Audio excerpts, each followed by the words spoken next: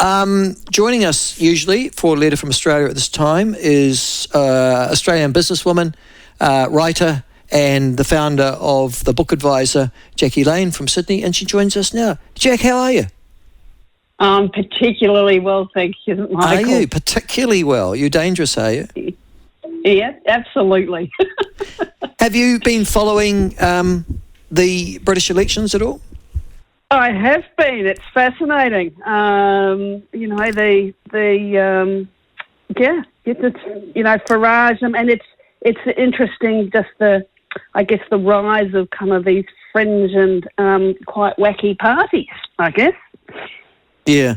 Well, I don't know if Nigel Farage is wacky. I think it's pretty much just a recap of the UKIP movement, basically, that the Conservatives have lost. Can I also ask you, because I know you're a follower of politics internationally, what's your odds on the Democrats replacing Joe Biden? Who would? I know. Exactly. Kamala Harris. It'd have to be Kamala Harris. I was just reading an article about that this morning, and a lot of the Democratic funders aren't keen on her. But really, it has to be her because the funding can then flow from Biden to her. If it's somebody else, there's an issue with campaign funding actually flowing through, number one. And B, you'd be a brave person not to put her up if you were going to put anyone, given all of the flow on if you don't put a black female in there when they're vice president. So I think the damage of not doing it would be actually more significant. Yes, listen, I agree with you. And that's why, but the interesting thing is, and I guess is the relationship we were talking, I had yesterday Craig Stobo on talking about that contest because the United States of America has surpassed, I don't know if you're aware of this, Jackie, has surpassed Australia as being our second most important trading partner. So we now put more exports into the USA than we do into Australia, which is remarkable because it always used to be Australia, Australia, Australia. Now it's number 3. But so anything that happens there obviously is likely to have some consequences for our trading. I guess it's even more so for you guys, isn't it? Because you have a security relationship with the Americans. Yeah, although, again, as we've spoken about many times, our large trading relationships happen to be with China, which is what makes it all, our resources, So, but the American relationship, obviously critically important, and with AUKUS and defence and, we've got American, soldiers and things on our soil permanently. It's a fairly deep thing. I think I haven't looked at the numbers though. Certainly in terms of the importance of investment, American investment into Australia, pretty important as well. Yeah, absolutely. But do you detect Trump, because Trump is an isolationist, he's an old-fashioned isolationist, goes back to the 19th century American politics, you've studied it as well. The United States have always had an isolationist stance, they've always believed we'll just look after ourselves so much and the rest of the world can go hang. Trump's very much in a tradition that goes back 200 years. Do you think that the defence relationship, though, would be the same if President Trump were to be elected? No, I don't. I think he would possibly pull out of AUKUS, make it very difficult. I think, and I think he'll do America first, and there are issues already coming up around AUKUS, which is the submarine deal, that there's now concerns that the initial submarines that we were going to get when they were, inverted commas, kind of retired from America, that's looking like that's several years off than what was originally planned. So there's already cracks in that, and I think if Trump gets in, he'll come out and say, "Oh, bugger this! Why are we helping Australia fund its thing? Let's look after ourselves." Yeah.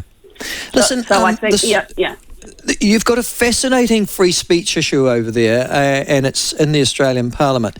Just to explain, Australia, as we know, has a bicameral legislature, which means it's got both a House of Representatives, very much like New Zealand, but they've got an upper house as well as Senate. And it's always bedeviled me how on earth they select their Senate, because people with almost no votes end up being Australian senators. But one of those who was elected, wasn't expected to be elected to the Senate on the Labour Party list, was an Afghanistan refugee by the name of Fatima Payman. And was elected, what, was it last year or the year before? Last year? Year before. Year before, in 2022. Yeah. She is obviously a Muslim woman, proud of her Muslim identity. If we both know, an Afghani refugee from the Taliban, I think, her family were escaping from. Got elected, done well for herself. They didn't expect her to be elected, though. I'm reading stories, but is that true, that it was sort of a surprise? They ended up with sort of one more Senate seat and she was the next on the list. Is that right? That's correct. So it's, usually, I mean, it's because Labor did actually quite well in the last election in Western Australia. So she was on the Senate list for Western Australia, and I don't know what number, but whatever it was, she was popped there for whatever reason. I guess it looks good, a bit of female diversity and all the rest of it. It was a complete surprise to everybody that she ended up as a senator. And now she's created problems for them, because Labor Party doesn't like people tying the line, and I guess too much diversity is not a good thing for the current government. Well, let's go on the background of this. She has resigned from the Labor Party and is now an independent. I've read some stuff in the Australian newspaper this morning. I'll talk to you about that in a second. But she's resigned from the Labor Party. Why?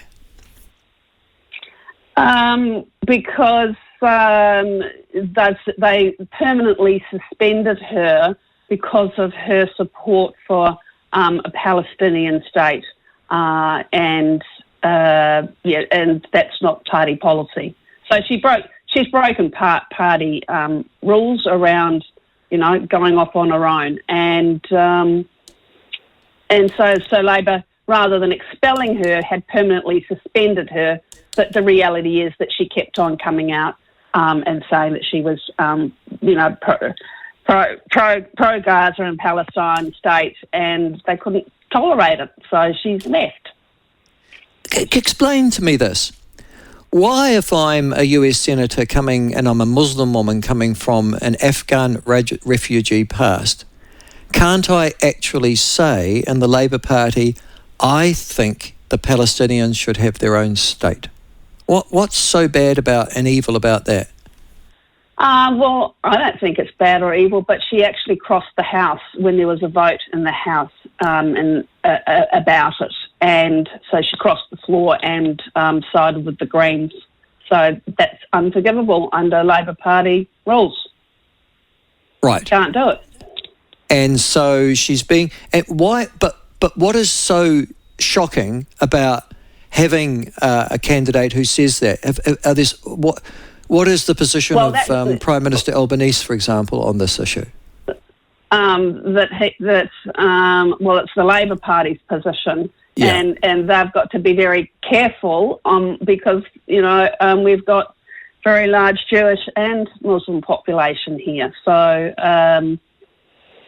it's not their policy, and the Labor Party, their policy is for a two-state solution, and so she's gone against the Labor Party policy, and she's crossed the floor to vote against Labor Party, Labor Party policy. Is there any support or sympathy for her at all, or is there a universal pile-on? No, well, it's very interesting because what it actually is throwing up is that there is an informal but small but increasingly vocal group of Muslims who want to actually create a Muslim-based party and contest and as they say, perhaps contest the next election, and are looking at Fatima as their pin-up girl to do it. Wow. So you would have a Muslim-based Muslim party contesting Labor seats where there are a high concentration of Muslim migrants. Yes. So we're potentially heading down a road of sectarian political parties. Bloody hell. So it's pretty significant. Now, it's very, very, very early days, but certainly I think that there is a coalescence of, Muslim people in this country who don't feel that they are being represented.